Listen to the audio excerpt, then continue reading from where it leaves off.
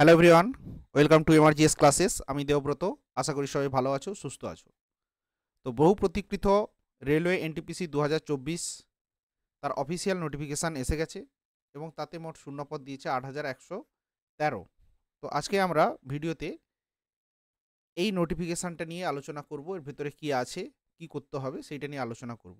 তো তার আগে বলি, যারা চ্যানেলে নতুন তারা অবশ্যই চ্যানেলটাকে সাবস্ক্রাইব করবে এবং ভিডিওটা শেষ পর্যন্ত দেখবে, কারণ এই যে আরআরবি এনটিপিসির যে অফিসিয়াল নোটিফিকেশানটা হয়েছে তার যাবতীয় তথ্য সম্পর্কে কিন্তু আমরা এই ভিডিওতে আলোচনা করব। তাই ভিডিওটি প্রথম থেকে শেষ পর্যন্ত দেখতে থাকো, তাহলে বুঝতে পারবে একটা ফর্ম ফিল আপ করার আগে একটা পরিষ্কার ধারণা নিয়ে ফর্ম ফিল আপটা করা ভালো। তো এই যে নোটিফিকেশানটা হয়েছে নন টেকনিক্যাল পপুলার ক্যাটাগরিজ অর্থাৎ এনটিপিসি, এটা কিন্তু রেলের যে টেকনিক্যাল পোস্ট থাকে বাদে যে নন টেকনিক্যাল পোস্টে থাকে, অর্থাৎ লেভেল 2 থেকে লেভেল 6 পর্যন্ত কিন্তু এই ফর্মটা ফিল আপ হয়। ঠিক আছে, এই পরীক্ষাটা হয়, এর মাধ্যমেই কিন্তু নিয়োগ হয়। লেভেল 2 থেকে লেভেল 6 পর্যন্ত যে পোস্টগুলো হয় তাতে কিন্তু এই পরীক্ষার মাধ্যমে নিয়োগ হয়। তো 2019-এ লাস্ট কিন্তু একটাই ফর্ম ফিল আপ হয়েছিল, তাতে গ্র্যাজুয়েট এবং 12 পাস সবাই কিন্তু অ্যাপ্লাই করতে পেরেছিল, অর্থাৎ লেভেল 2 থেকে লেভেল 6। কিন্তু এবারে যেটা করেছে এনটিপিসি, যেটা CN5 2024 যে নাম্বারটা দিয়েছে, এই নোটিফিকেশানে কিন্তু লেভেল 5 এবং লেভেল 6 এর যে পোস্টগুলো আছে, অর্থাৎ গ্র্যাজুয়েট যোগ্যতায় যে সমস্ত পোস্টগুলো আছে সেগুলো কিন্তু আমরা ফিল আপ করতে পারবো। এছাড়া লেভেল 2 থেকে লেভেল 2-3 যে পোস্টগুলো, অর্থাৎ 12 পাসের যোগ্যতায় যে সমস্ত পোস্টগুলো, তার জন্য কিন্তু আলাদা নোটিফিকেশান হবে এবং 2-3 দিনের মধ্যেই এসে যাবে।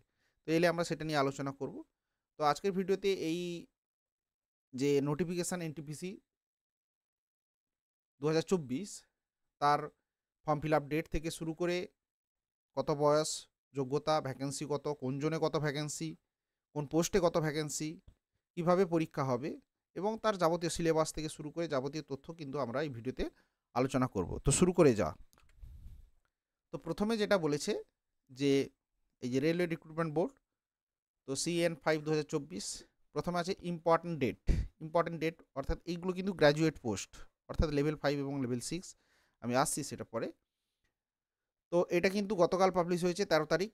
ঠিক আছে, 13/9/2024, 13 সেপ্টেম্বর কিন্তু এই নোটিফিকেশান পাবলিশ হয়েছে।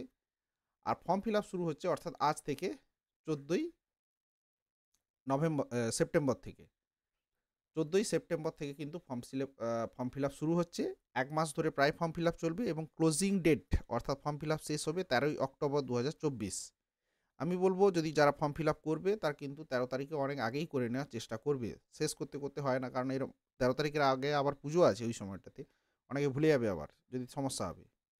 ঠিক আছে, আরেকটা জিনিস দিয়েছে date for fees payment after closing date, অর্থাৎ ফর্ম ফিল আপ ক্লোজ হওয়ার পরে ফিজ পেমেন্টের জন্য আরও দুদিন পাওয়া যাবে হাতে, 14 অক্টোবর এবং 15 অক্টোবর। ঠিক আছে, বোঝা গেল। এরপরে কি বলছে, date of modification window for correction in application form with payment of modification fees, অর্থাৎ কারো যদি কোনো কারণে ফর্ম ফিল আপ করতে ভুল হয়ে যায় কোনো কোথাও, সেইটা কিন্তু একটা কারেকশান উইন্ডো দেবে এবং সেটা কারেকশান করার জন্য তার কারেকশানের মডিফিকেশান ফিজও দিতে হবে, দিয়ে সেটা 16 সেপ্টেম্বর থেকে 25 সেপ্টেম্বর পর্যন্ত টাইমের মধ্যে কিন্তু এই উইন্ডো থাকবে। সেখানে গিয়ে যদি কারোর কারেকশান থাকে, চেষ্টা করবে কারেকশান করতে যেন না হয় এমনভাবে ফর্ম ফিল আপ করা হয়। তো যদি কারোর বাই চান্স মিস্টেক হয় সেক্ষেত্রে কিন্তু একটা কারেকশানের সুযোগ থাকবে, সেটা 16 অক্টোবর থেকে 25 অক্টোবর পর্যন্ত। এই যে details field in create an account form and choose an আরবি ক্যান নট বি মডিফাইড, এই ক্রিয়েট অ্যান অ্যাকাউন্ট একটা করতে হবে, আমি সেটা আসছি। তো তার যে ডিটেলস সেইটা চেঞ্জ করা যাবে না এবং আরআরবিটা চেঞ্জ করা যাবে না, অর্থাৎ যে জোনে ফর্ম ফিল আপ করা হবে, যে আরআরবি জোনে, সেইটা কিন্তু চেঞ্জ করা যাবে না। বাকি কিছু ডিটেলস চেঞ্জ করা যেতে পারে, যেমন পোস্ট প্রেফারেন্স চেঞ্জ, এগুলো করা যেতে পারে। ঠিক আছে, তাহলে ফর্ম ফিল আপ শুরু হচ্ছে আজ থেকে, অর্থাৎ 14 সেপ্টেম্বর থেকে, শেষ হবে 13 অক্টোবর। ঠিক আছে, এবার কোন কোন পোস্টে নিয়োগ হবে এই যে পরীক্ষার মাধ্যমে, এনটিপিসি পরীক্ষার মাধ্যমে টোটাল এবারে কিন্তু যেটা গ্র্যাজুয়েট যোগ্যতা 5টা পোস্টে নিয়োগ হবে, যার মধ্যে প্রথম chief commercial cum ticket supervisor, এই পোস্টটা এবারে প্রথমবার নিয়োগ হচ্ছে, এর আগে হয়নি। ঠিক আছে, কারণ এটা প্রমোশনাল হতো, এখন থেকে এটা প্রমোশন ডাইরেক্ট রিক্রুট এবং কিছু প্রমোশন, আগে এটা ডাইরেক্ট প্রমোশন হয়ে হতো, এবার কিন্তু কিছুটা 15% ডাইরেক্ট নিয়োগ হবে, বাকিটা প্রমোশনাল এবং ডিপার্টমেন্টাল পরীক্ষা থেকে নিয়োগ হয়। ঠিক আছে, পোস্টটা chief commercial cum ticket supervisor, মূলত এটা কমার্শিয়াল সেকশনের একটা পোস্ট। কিন্তু এবারে আগে যেমন কমার্শিয়াল অ্যাপ্রেন্টিস পোস্টটা ছিল, কিন্তু সেটা নয়, লোকে অনেকে বলছে যে কমার্শিয়াল অ্যাপ্রেন্টিস ছিল সেইটা নামটা চেঞ্জ করে দিয়েছে, তা নয়, এটা আলাদাই পোস্ট, কিন্তু কমার্শিয়াল অ্যাপ্রেন্টিসে কোনো এবারে ভ্যাকেন্সি নেই। আচ্ছা, নেক্সট হচ্ছে স্টেশন মাস্টার, এটা তো সবাই জানে, সবাই চাই স্টেশন মাস্টার হবে, অ্যাসিস্ট্যান্ট স্টেশন মাস্টার। নেক্সট হচ্ছে গুডস ট্রেন ম্যানেজার, আগে এটা গুডস গার্ড বলা হতো, তো এখন নতুন নাম goods train manager. Junior account assistant cum typist and senior clerk cum typist, এগুলো গতবারেও ছিল সবগুলো, শুধু এইবারে এটা কিন্তু নিয়োগ নতুন অ্যাড হয়েছে, তেমন কমার্শিয়াল অ্যাপ্রেন্টিস বাদ হয়েছে। এবার এইখানে কিছু ডিটেলস দেওয়া আছে, কত বয়স লাগবে, কত ভ্যাকেন্সি আছে। যেমন প্রথম দুটো পোস্ট অর্থাৎ chief commercial cum ticket supervisor অর্থাৎ CCTS chief commercial cum ticket supervisor এবং স্টেশন মাস্টার, এই দুটো পোস্ট হচ্ছে লেভেল 6, যার বেসিক পে হচ্ছে 35,400। ঠিক আছে, বেসিক পে 35,400 এবং এদের মেডিকেল স্ট্যান্ডার্ড হচ্ছে B2 chief commercial cum ticket সুপারভাইজারের ক্ষেত্রে, এবং স্টেশন মাস্টারের ক্ষেত্রে হচ্ছে A2। এবার এই মেডিকেল স্ট্যান্ডার্ডটা কি, এটা আমরা শেষে গিয়ে আলোচনা করছি। এবং চিফ কমার্শিয়াল কাম টিকিট সুপারভাইজারের ক্ষেত্রে বয়স হচ্ছে 18 থেকে 33 বছর, 1/1/2025 মধ্যে, 1/1/2025 কিন্তু বয়সটা হতে হবে 18 থেকে 33 মধ্যে, যেটা আচ্ছা সরি, এটা কিন্তু আগে করা হয়েছিল নর্মাল কেসে, কিন্তু এইবারে চেঞ্জ করে দেওয়া হয়েছে as applicable to the CN, অর্থাৎ এই যে কোভিডের সময় 3 বছর লস হয়েছে, সেই কারণে কিন্তু এবছর বয়সটাকে বাড়ানো হয়েছে 18 থেকে 36, আগে ছিল 18 থেকে 33, এখন হয়েছে 18 থেকে 36, 1/1/2025 কিন্তু এটা ডেডলাইন লাস্ট। এর টোটাল ভ্যাকেন্সি হচ্ছে 1736 চিফ কমার্শিয়াল কাম টিকিট সুপারভাইজারের ক্ষেত্রে, টোটাল সমস্ত 21টা যে আরআরবি জোন দিয়েছে এখানে তার মধ্যে। নেক্সট হচ্ছে স্টেশন মাস্টার, এটাও কিন্তু লেভেল 6 পোস্ট, খুব ভালো পোস্ট, কেজি পোস্ট, যারা রেলে অ্যাম্বিশন থাকে রেলে সার্ভিস করব তো তাদের জন্য স্টেশন মাস্টার, এরও বেসিক পে 35,400, মেডিকেল স্ট্যান্ডার্ড এর ক্ষেত্রে কিন্তু A2, 18 থেকে 33, এইগুলো জেনে নেওয়া জরুরি, কারণ অনেক সময় আমরা আবেগে ফর্ম ফিল আপ করে দিই, পরে আমাদের হয়তো মেডিকেল কোথাও ফেল হয়ে যায়, কোথাও আমরা টাইপিংয়ে ফেল করে যাই, কোথাও সিবিএটিতে ফেল করে যাই, তো যাতে আমাদের পরবর্তীকালে না সুবিধা হয়, এগুলো কিন্তু আগে দেখে তারপরে ফর্ম ফিল আপটা করা উচিত আমার মনে হয়। তো এর ক্ষেত্রেও বয়স 18 থেকে 36, অর্থাৎ সমস্ত জায়গায় কিন্তু 18 থেকে 36, এটা বারবার বলছি না। ভ্যাকেন্সি হচ্ছে 994। Goods train manager, junior accounts assistant cum typist and senior clerk cum typist, এই যে বাকি 3, 4, 5 এই তিনটে পোস্ট, এটা কিন্তু লেভেল 5 পোস্ট। ঠিক আছে, অর্থাৎ এদের প্রত্যেকের বেসিক পে কিন্তু 29,200। গুডস ট্রেন ম্যানেজারের ক্ষেত্রে কিন্তু মেডিকেল স্ট্যান্ডার্ড A2 হবে, জুনিয়র অ্যাকাউন্টস অ্যাসিস্ট্যান্ট কাম টাইপিস্টের ক্ষেত্রে medical standard C2 and senior clerk cum টাইপিস্টের ক্ষেত্রে কিন্তু C2। ঠিক আছে, আর গুডস ট্রেন ম্যানেজারের ক্ষেত্রে কিন্তু ভ্যাকেন্সি 3,114, সবচেয়ে বেশি vacancy 3,114, junior accounts assistant cum typist 1507 and senior clerk cum typist 732, এই টোটাল 8,113। এবার এই যে RRB wise, rail wise, zone wise detail distribution of vacancy is given in the annexure B, অর্থাৎ প্রত্যেকটা আরআরবিতে কীভাবে ভ্যাকেন্সিটা দিয়েছে ভেঙে ভেঙে সেটা কিন্তু দিয়েছে, সেটা একটা অনেক বড় লম্বা, তো আমি এখানে ছোট করে দিয়েছি, একটা জায়গাতে একটা পেজে চলে এসছে। তো আমি এখানে মূলত সাজিয়েছি যে আরআরবিগুলো, সেটা হচ্ছে বেশি থেকে কম পর্যন্ত ভ্যাকেন্সি, টোটাল ভ্যাকেন্সি। যেমন প্রথম সবচেয়ে বেশি ভ্যাকেন্সি আছে এবারে কিন্তু কলকাতাতে, খুব একটা ভালো খবর, আবার তার সঙ্গে খারাপ খবরও বটে। ঠিক আছে, সেটা আমরা অন্য একটা ভিডিওতে আলোচনা করব। তো এই মুহূর্তে আমি আলোচনা করছি যে কলকাতাতে ভ্যাকেন্সি কত। কলকাতাতে chief commercial cum ticket supervisor সবচেয়ে বেশি ভ্যাকেন্সি 523। ঠিক আছে, স্টেশন মাস্টারে 68, গুডস ট্রেন ম্যানেজারে 220 এবং জুনিয়র অ্যাকাউন্টস অ্যাসিস্ট্যান্ট কাম টাইপিস্টেও কিন্তু ভ্যাকেন্সি বেশি 428 এবং সিনিয়র ক্লার্ক কাম টাইপিস্টে ভ্যাকেন্সি হচ্ছে 143, মোট ভ্যাকেন্সি হচ্ছে 1382, হাইয়েস্ট ভ্যাকেন্সি কিন্তু এবারে কলকাতাতে। তো কলকাতাতে এই কারণেই একটু রিস্কি, কলকাতাতে কিন্তু হিউজ ফর্ম ফিল আপ হবে, তার মূল কারণ পাটনা এবং মুজফ্ফরপুর এই দুটো জোনে কিন্তু ভ্যাকেন্সি খুব কম। ঠিক আছে, মুজফ্ফরপুরে 12টা, পাটনাতে 111টা সম্ভবত। ঠিক আছে, তো সে কারণে কিন্তু কলকাতাতে চাপটা বাড়বে ফর্ম ফিল আপের। ঠিক আছে, তো সেক্ষেত্রে কাট অফ হাই হওয়ার একটা চান্স থাকেই, মানে থাকবেই, এবার হাই হবে, গতবারেও ছিল এবারেও হবে। নেক্সট হাইয়েস্ট ভ্যাকেন্সি হচ্ছে মুম্বাইতে 827, ঠিক আছে। মুম্বাইতে সবচেয়ে সিনিয়র ক্লার্ক কাম টাইপিস্টে ভ্যাকেন্সি বেশি 160, জেতে 88, গুডস গার্ডে 266, স্টেশন মাস্টার 196 অ্যান্ড সিসিটিএসে 117। ভুবনেশ্বরেও এবারে ভালো ভ্যাকেন্সি আছে অর্থাৎ 758, বিলাসপুরে 649, গুয়াহাটি এবং আহমেদাবাদ দুটোতেই 516, ঠিক আছে। বেঙ্গালুরুতে 496, 478 ভ্যাকেন্সি হচ্ছে সেকেন্দ্রাবাদ। এটা খুব ভালো জোন, মানে ফর্ম ফিল আপের ক্ষেত্রে অ্যাকর্ডিং টু আরআরবি এনটিপিসি 2024 যে ভ্যাকেন্সি দিয়েছে তার জন্য প্রপার ওয়ে, মানে প্রপার জোন ফর্ম ফিল আপের, খুব ভালো জোন। চেন্নাই 436, 410 হচ্ছে চণ্ডীগড়, 322 হচ্ছে রাঁচি, প্রয়াগরাজ হচ্ছে 227, আচ্ছা মালদা হচ্ছে 198, তিরুবনন্তপুরম 174 এবং ভোপাল 155, 145 জম্মু, 132 আজমির, গোরখপুর 129 এবং 40 হচ্ছে শিলিগুড়ি, 111 তো পাটনা বললাম, আর 12 হচ্ছে সবচেয়ে মুজফ্ফরপুর কম, ঠিক আছে। তো এইটা কিন্তু দেখে নিতে পারবে এক জায়গায়, কারণ যে নোটিফিকেশানটা দিয়েছে তাতে অনেকগুলো পেজ জুড়ে বুঝতে অসুবিধা হয়, সেখানে অবশ্য ইউআর ইত্যাদি ইত্যাদি করে দেওয়া আছে, এটা বড় বিষয় না। কিন্তু আমার যে টোটাল নাম্বার অফ ভ্যাকেন্সিটা আমি বলে দিলাম প্রত্যেকটা জোন ওয়াইজ, এটা কিন্তু জোন ওয়াইজ ভ্যাকেন্সি, ঠিক আছে।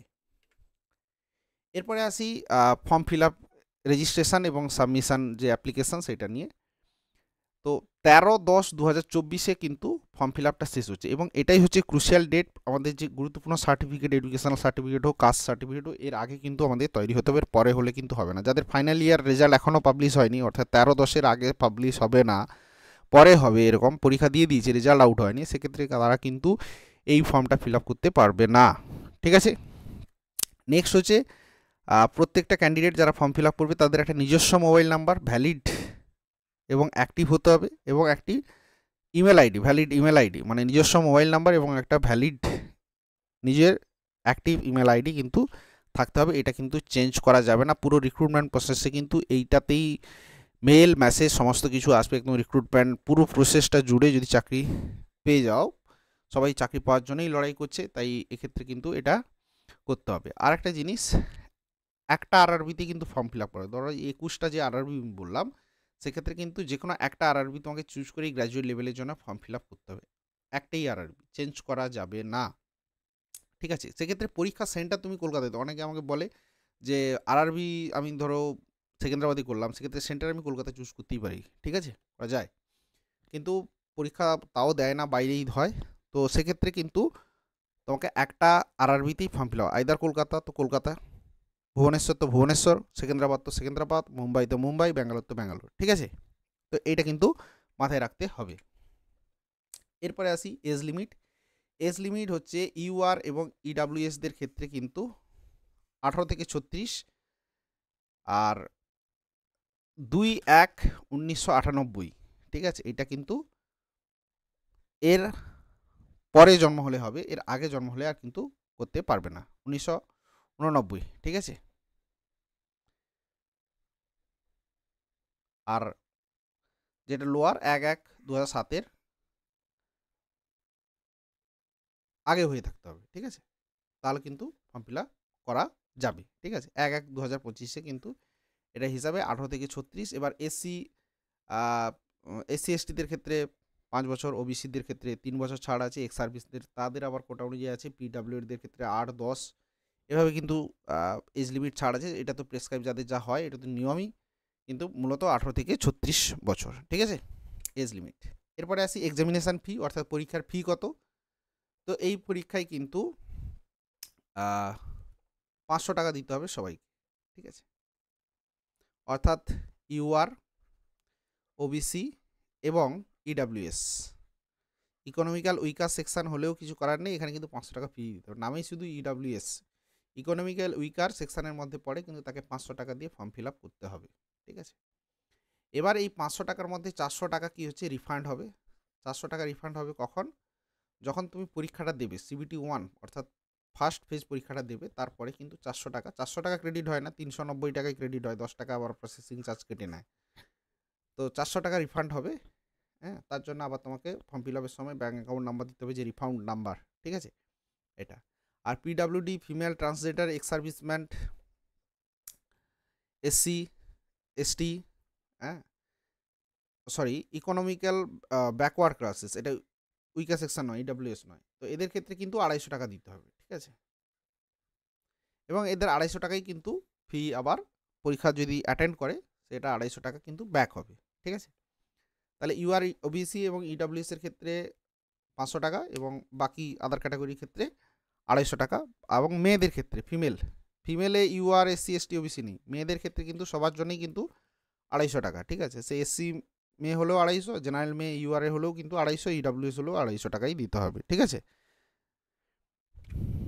নেক্সট এবার আসি রিক্রুটমেন্ট প্রসেস। এখানে একটা অনলাইন ফর্ম ফিল আপ করতে হবে, ঠিক আছে।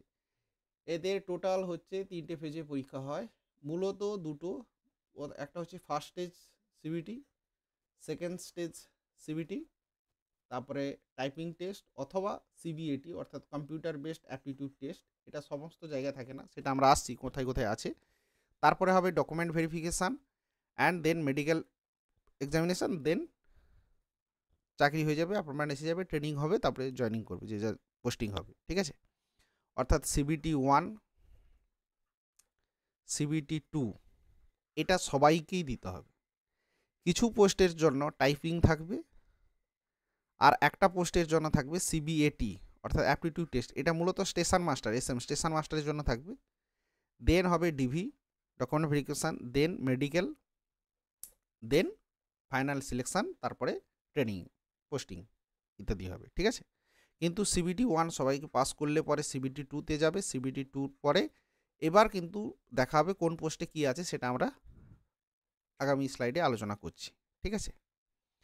অর্থাৎ এই যে কম্পিউটার বেসড টেস্ট এটা কিন্তু স্টেশন মাস্টারের ক্ষেত্রেই হবে, আমি যেটা বললাম, ঠিক আছে। টাইপিং টেস্ট কোন দুটো পোস্টে হবে, সিনিয়র ক্লার্ক কাম টাইপিস্ট এবং জে অর্থাৎ junior account assistant cum typist, এই দুটো পোস্টের ক্ষেত্রে কিন্তু টাইপিং থাকবে। ভালো করে দেখে নাও, টাইপিং হচ্ছে দুটো পোস্টে, একটা পোস্টে স্টেশন মাস্টারের ক্ষেত্রে CBAT computer based aptitude test হয় একটা পরীক্ষা, অর্থাৎ সিবিটি 2 এর পরে পাস করলে পরে, এবং গুডস ট্রেন ম্যানেজার এবং senior commercial cum ticket supervisor CCTS এর ক্ষেত্রে কোনো সিবিএটিও নেই, টাইপিংও নেই, direct document verification then medical, ঠিক আছে। এবং সিবিটি 1 থেকে সিবিটি 1 থেকে সিবিটি 2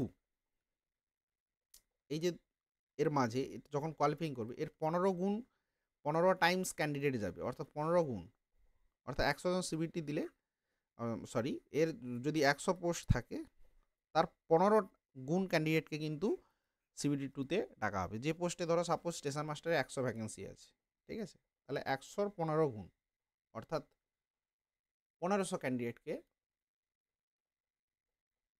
সরি 100 ইন্টু 15, ঠিক আছে, 15 গুণ 1500 ক্যান্ডিডেটকে কিন্তু ডাকা হবে সিবিটি 2 এর জন্যে, ঠিক আছে।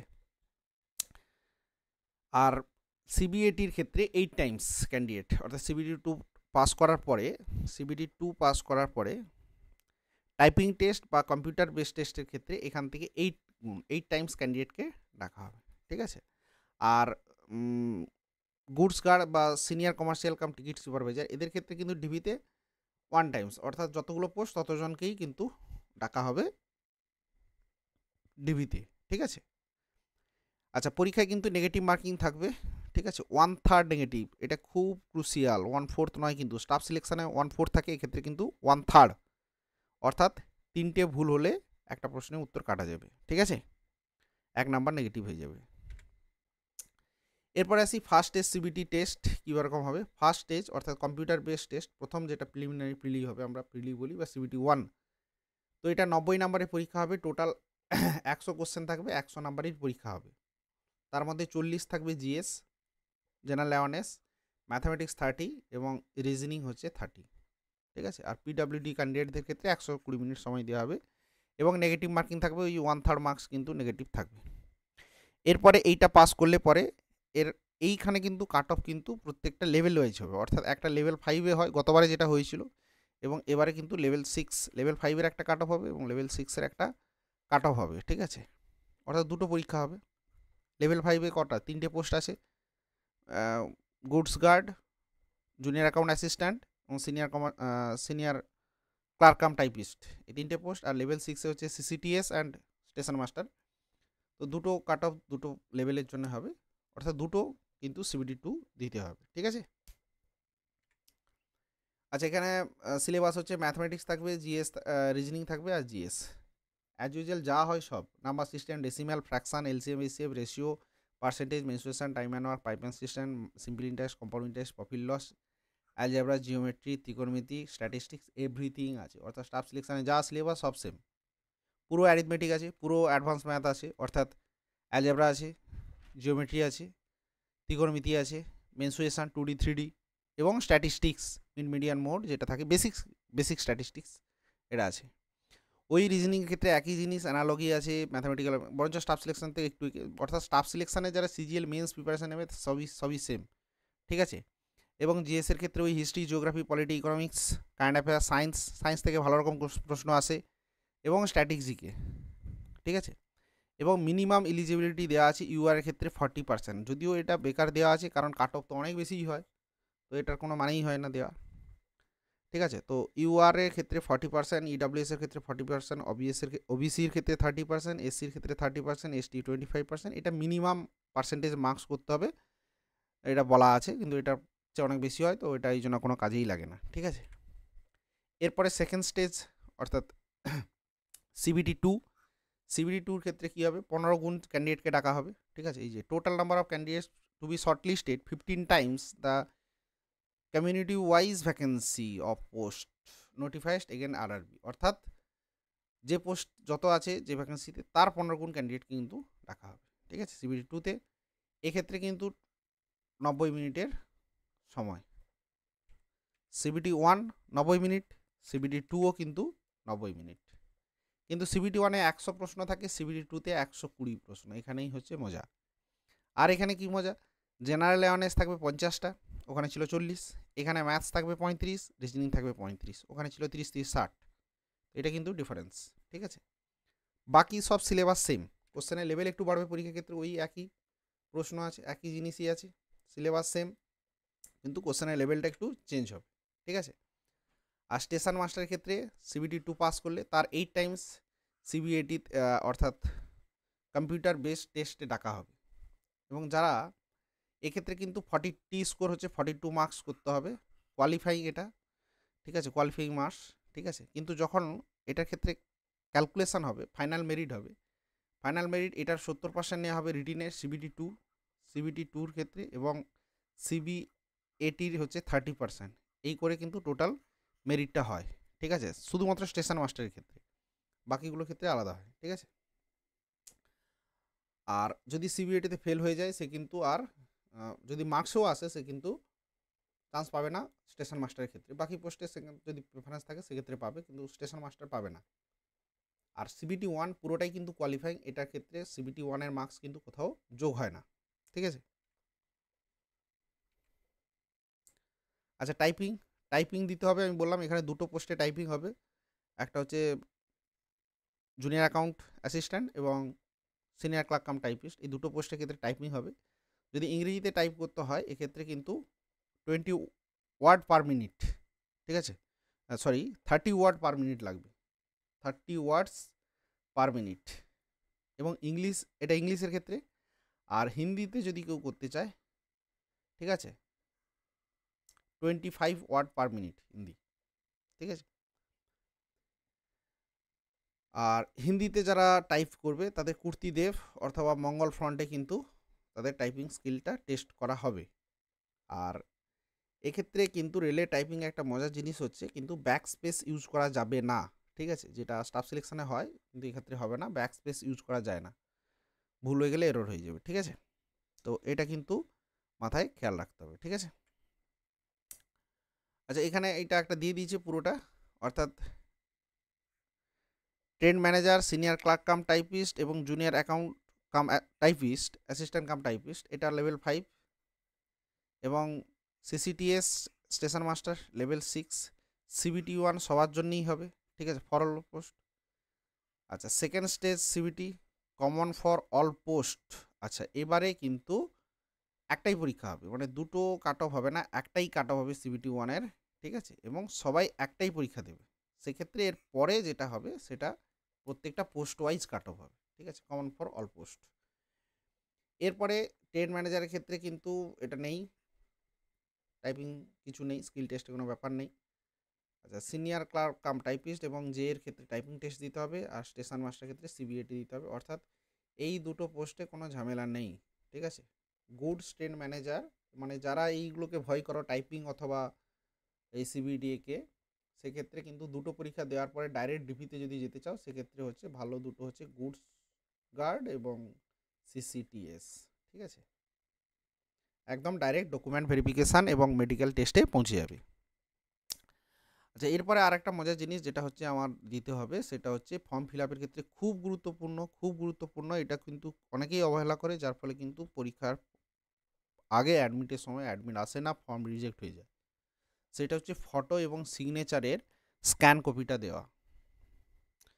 এটা তো দিতে হয়, candidate photograph, signature, SC/ST certificate, আর হচ্ছে স্ক্রাইব ফটো। যারা পিডাব্লিউডি ক্যান্ডিডেট তাদের ক্ষেত্রে কিন্তু স্ক্রাইবার দিতে হয়, স্ক্রাইবার যারা পরীক্ষা দেবে তাদের হয়ে তাদের কিন্তু একটা ফটো দিতে হয়। তো ক্যান্ডিডেট ফটোগ্রাফ যেটা সেটা কিন্তু 20 কেবি থেকে 50 কেবির মধ্যে হতে হবে, জেপিইজি ফরম্যাট, অর্থাৎ জেপিজি ফরম্যাটে কিন্তু দিতে হবে। আর সিগনেচারের ফরম্যাট হবে 10 কেবি থেকে 40 কেবি, ঠিক আছে। আর SC/ST সার্টিফিকেট 50 কেবি থেকে 100 কেবির মধ্যে হবে, আর স্ক্রাইবারের ফটো ওই 20 কেবি থেকে 50 কেবির মধ্যে হতে হবে। এটা এরপরে আমি ডিটেলসে আসছি যে স্পেসিফিকেশান অফ ফটোগ্রাফ।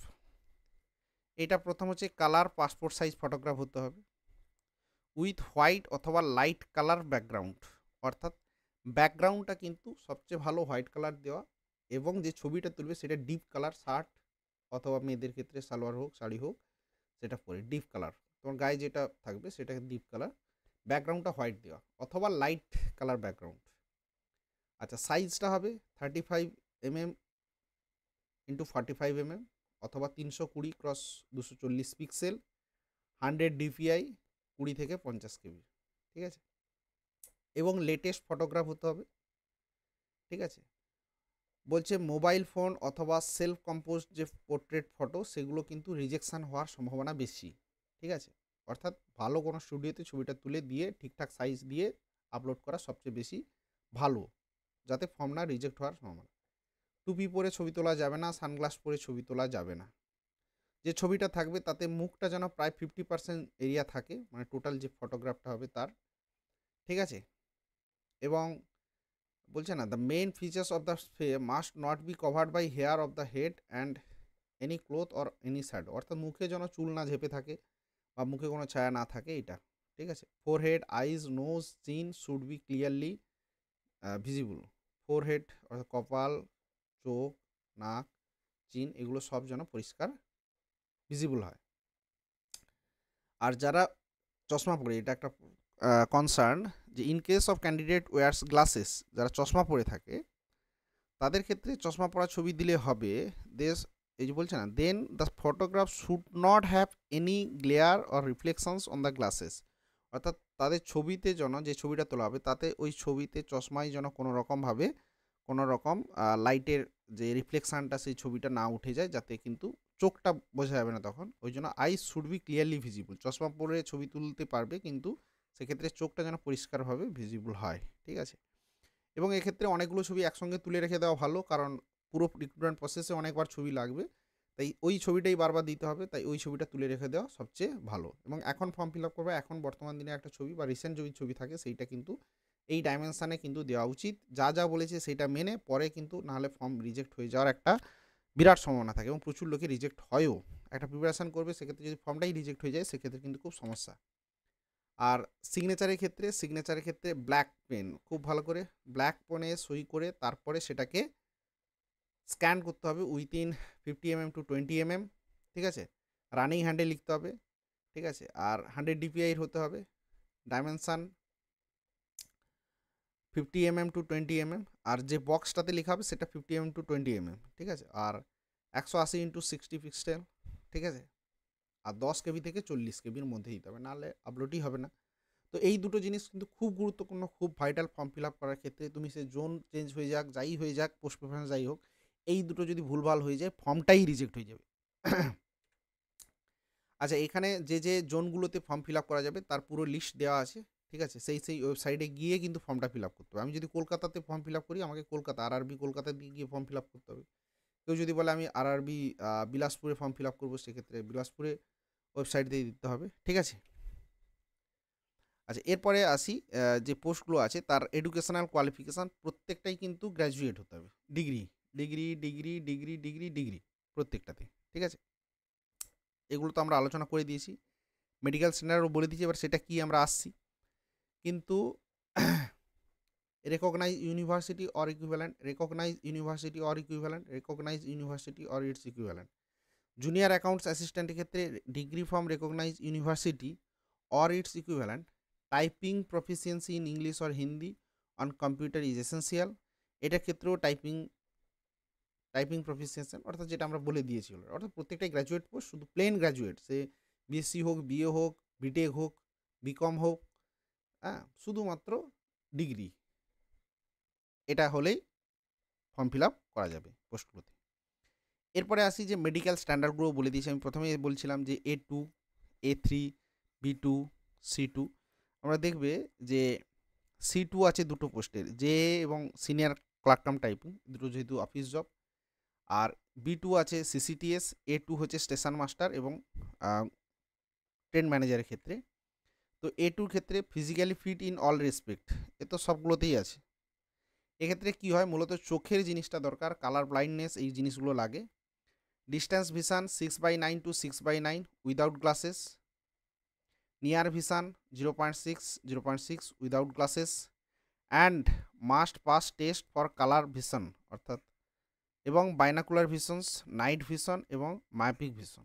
এইগুলো কিন্তু চেক করে নেওয়া, যাদের সমস্যা আছে চেক করে নিতে হবে, তারপরে কিন্তু ফর্ম ফিল আপ করা বেশি ভালো। কারণ তুমি ফর্ম ফিল আপ করে দিলে এইগুলোর কারণে শেষ গিয়ে কিন্তু কেটে গেলে কিন্তু একদম বাতিল, আর কিন্তু তখন অন্য কোনো পোস্টেও চাকরি হবে না।